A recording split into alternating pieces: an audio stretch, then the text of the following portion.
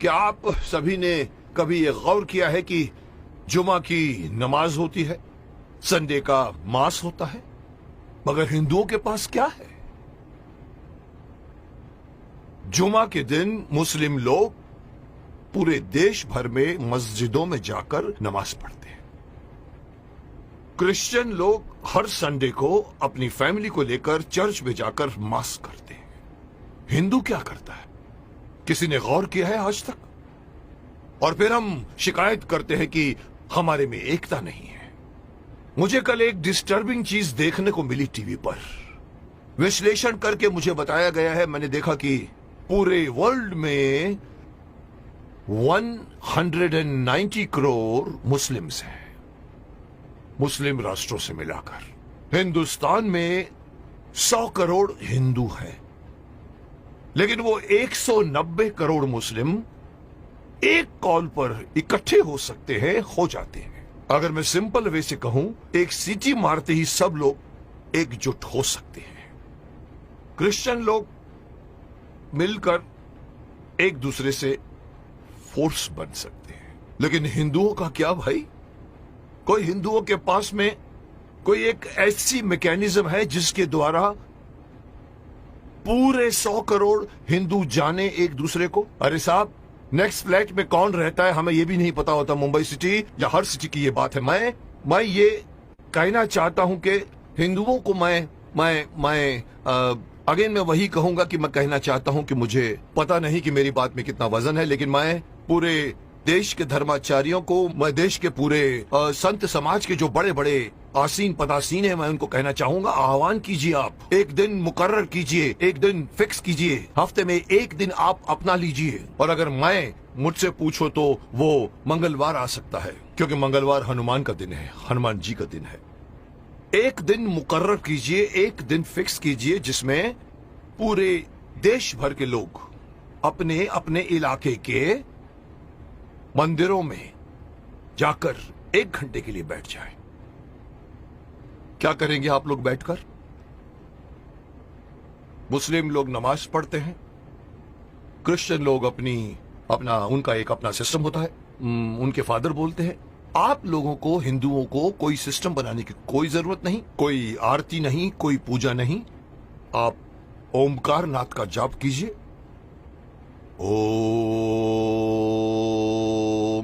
1 घंटे तक पूरा, जितने भी लोग, चाहे 50 हो, चाहे 100 हो, चाहे 200 हो, एक साथ मिलकर 1 घंटे तक आप ओंकार नाथ का जाप कीजिए। दूसरा ऑप्शन मैं दे रहा हूं, ओम नमः शिवाय, ओम नमः, इसका पाठ करिए आप 1 घंटे तक, या फिर गायत्री मंत्र का जाप कीजिए। अब आप देखिए मैं क्यों इस बात को उठाना चाहता हूं, क्योंकि हमारे हिंदुओं में ये एक बहुत बड़ी मान्यता है कि अपने आप को बहुत सहिष्णु मानते हैं और कहते हैं हिंदू हमारा धर्म, हमारा हिंदू समाज अपने धर्म के प्रति जागरूक नहीं है, अपने धर्म के प्रति पूरी तरह से कमिटेड नहीं है। धर्म कहते हैं हमारा हिंदू धर्म धर्म नहीं है, हमारा धर्म जो है वे ऑफ लाइफ है। मैं हमेशा से मना करता हूं, धर्म था, है और रहेगा। और जब तक आप इसको अपना धर्म नहीं मानोगे, तब तक आपके अंदर कभी भी एकता नहीं आएगी, कभी भी आपके अंदर मोटिवेशन नहीं आएगा, कभी भी आपके अंदर फोर्स नहीं आएगा।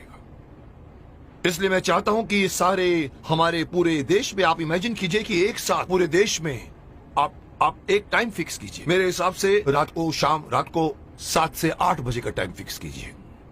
सब लोग अपना अपना काम छोड़कर अपने नजदीक के मंदिर में जाएं, 1 घंटा बैठे और 1 घंटा बैठ के अपनी सभा होगी, जिसका नाम मैं सजेस्ट करना चाहता हूं। हो सकता है नाम इसका मंगल धार्मिक सभा हो सकती है, या मंगल धार्मिक मिलन हो सकता है, या मंगल धार्मिक मिलाप हो सकता है। आप लोग वहां जाइए। हर हिंदू, मैं अगेन बात करना चाहूंगा, इसमें बौद्ध भी आ जाते हैं, सिख भी आ जाते हैं, जैन भी आ जाते हैं, उनको भी आना पड़ेगा, उनको भी साथ में आना पड़ेगा, क्योंकि 100 करोड़ में उनकी गिनती होती है। उन सब लोगों को अगर ये आदत पड़ जाए, हर मंगलवार रात को 7 से लेके 8 बजे मुझे अपने परिवार वालों को लेकर, साथ में बच्चों को लेकर जाइए और मंदिर में जाके बैठ जाइए। एक मेडिटेशन की तरह से आप लोग बैठकर वहां पर एक सभा कीजिए। उसका नाम मैं देना चाहता हूं मंगल धार्मिक सभा, या मंगल, मांगलिक, मिलाप या कुछ भी नाम रखा जा सकता है। जैसे मुस्लिम कैसे नमाज कहते हैं, क्रिश्चियन उसे मास कहते हैं, आप उसे मंगल मिलाप कह सकते हैं। वहां आइए, आप देखेंगे आपका पूरा देश, आपके पूरे देश के 100 करोड़ हिंदू कितनी जल्दी एक दूसरे के साथ एकजुट हो जाएंगे, जिसका इस वक्त, इस कॉन्टेम्पररी आजकल आप देख रहे हैं जिस तरह के माहौल बन रहे हैं, उसमें हमारे हिंदुओं पर लोग एक तरह से हंसते भी हैं। उनको पता है कि ये लोग कोई मिलने वाले नहीं हैं। लेकिन अगर ये होना शुरू हो जाएगा तो आप सही अपने इर्द गिर्द के लोगों को सिर्फ जानोगे नहीं, पहचानना शुरू कर दोगे। जैसे कि मैंने कहा कि सिटीज में पता भी नहीं होता कि नेक्स्ट फ्लैट में कौन रहता है। इस बहाने आप आइए, बाहर निकल कर आइए, अपनी ड्यूटी मान कर आइए। मैं हर हिंदू को कहना चाहूंगा, और इसके लिए मेरी बात नहीं, मैं बड़े बड़े जो हमारे धार्मिक हमारे जो संत हैं, गुरु हैं, उनको मैं आह्वान करना चाहूंगा कि आइए आगे और अनाउंस कीजिए कि हर मंगलवार को 7 बजे से 8 बजे हर हिंदू को किसी नजदीकी मंदिर में जाकर 1 घंटा बैठकर आपको मेडिटेशन करना पड़ेगा। जो बैठेगा उसको भी फायदा होगा, क्योंकि मेडिटेशन में बहुत ताकत है। और दूसरा फायदा यही है कि आप लोग मिलोगे, एकता करोगे। और इस वक्त हिंदू समाज का एकता में आना बहुत ही अत्यंत आवश्यक है। मैं नहीं बताना चाहता, लोग सब समझते हैं कि मैं क्या बोलना चाहता हूं, लेकिन हिंदू समाज बटा हुआ है। जुट और नंबर्स में ताकत होती है। ये हिंदू से निकलकर सिख, ये बौद्ध, ये जैन, इस बहाने साथ में आइए, क्योंकि आप पहले हिंदू हैं, उसके बाद में आप सिख हैं, उसके बाद में आप बौद्ध हैं, उसके बाद में आप जैन हैं। मेरी एक छोटी सी गुजारिश है कि मैं अपनी तरफ से सलाह देना चाहता हूं कि देश भर में कुछ ऐसा कानून बनाया जाए। ये कानून के दायरे में हो या पता नहीं धार्मिक दायरे में हो, लेकिन ये किया जाए, और तब जाकर दोबारा कोई ये नहीं कह सकेगा कि 100 करोड़ हिंदू बटे हुए हैं। क्योंकि हर मंगलवार को एक मांगलीय रूप से मिलते हैं और एक दूसरे के साथ आप बातें कीजिए, मिलते रहिए, लोग एक दूसरे को पहचानना शुरू कर दोगे, जो कभी नहीं करते आप।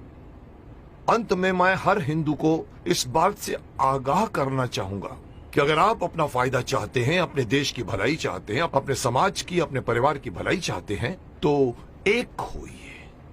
और इससे आगे बढ़कर एक और बात कहना चाहूंगा कि धर्म को धर्म मानिए, यह मत कहिए कि वे ऑफ लाइफ है। और तीसरी बात, अपने बच्चों को अपने धर्म में इन्वॉल्व कीजिए। मैं अक्सर देखता हूं कि माँ बाप मंदिर में जा रहे होते हैं और छोटे बच्चे मम्मी से कहते हैं कि मम्मी मम्मी मम्मी मेरी सहेली मुझे खेलने के लिए बुला रही है, और माँ कहती जा। मत कीजिए। आप उस बच्चे का हाथ पकड़िए और बोलो चलो इस वक्त मंदिर जाना है। ये हर मुस्लिम करता है, ये हर क्रिश्चियन करता है, हिंदू क्यों नहीं करता? इसी का खामियाजा भुगत रहे हैं आप। बच्चों को बचपन से गीता पढ़ाइए, बच्चों को मंदिर लेकर जाइए। 1 घंटा या जब भी आप मंदिर में जाते हैं, विजिट करते हैं, बच्चों को साथ में लेकर जाइए, ताकि धीरे धीरे वो अपने देवी देवताओं को पहचानना शुरू करेंगे और एक हो जाएंगे। अब कोई मुझसे पूछेगा सर आपकी ये बात क्यों माने हम लोग, आप होते कौन हैं हमें ये बात कहने वाले? तो मैं सिर्फ शक्तिमान का एक डायलॉग आपको बताना चाहूंगा, जिसमें पूछा था कि आप कौन हैं, तो वो कहता है कि ना तो मैं कोई अवतार हूं, ना ही कोई फरिश्ता, बुराई का दुश्मन हूं, सच से है मेरा रिश्ता। दुश्मन मेरे बुरे लोग नहीं, बुराई है। अगर बात मेरी मानोगे तो इसमें तुम्हारी भलाई है। तो आपकी भलाई के लिए कह रहा हूं, मान जाइए।